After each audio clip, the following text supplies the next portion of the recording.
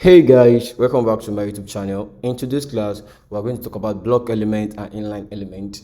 Make sure you watch this video to the end. I'll be showing you some useful tips about everything you need to know about block element and inline element. Let's get started. Now, you need to do your housekeeping, which I already did mine over here. So now let's write our HTML boilerplate. So I'll be having what HTML5. So I'll be having what HTML5. So I'm going to say H1 should be, let's give it block element and inline element class. So let's do it that way. So let's open with what live server. So now we have this. Now we are going to talk about block element and inline element. I know you'll be like, what is block element and inline element? The common block element that we use is div. We have a lot, but let's talk about div and span for today. Now, div, we use div to group content. We use div to group content on our website. Now, maybe you want a scenario whereby if a user comes to your website, you want a scenario whereby, okay, the user is going to see, how can we help you? That's another content.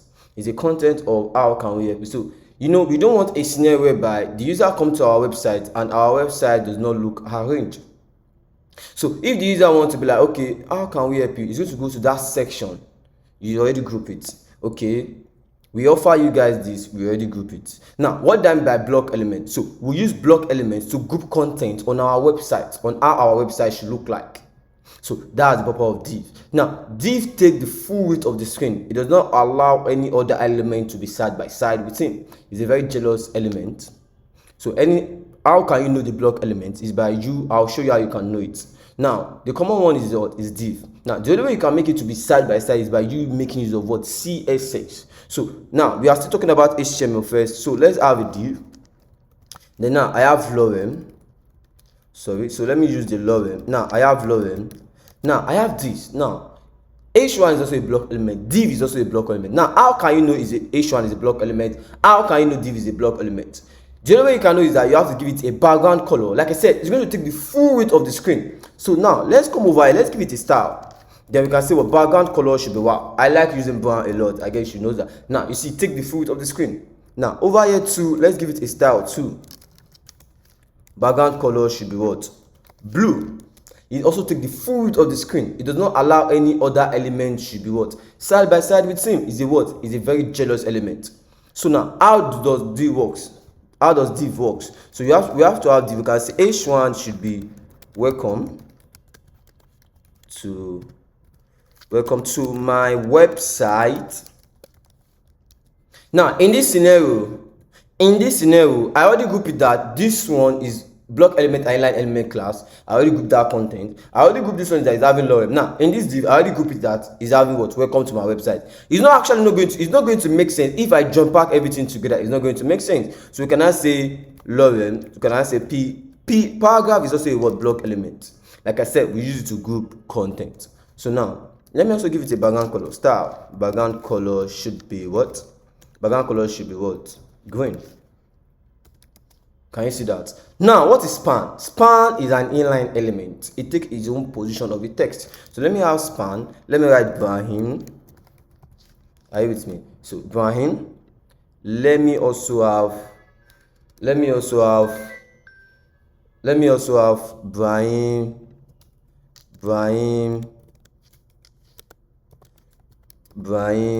view. Can you see that? Now let's also give it to the background color. Style. Background color should be what? Blue. Black. Now pay attention. So let me give it yellow so we can see it. Can you see? So now over here to style, background color should be purple.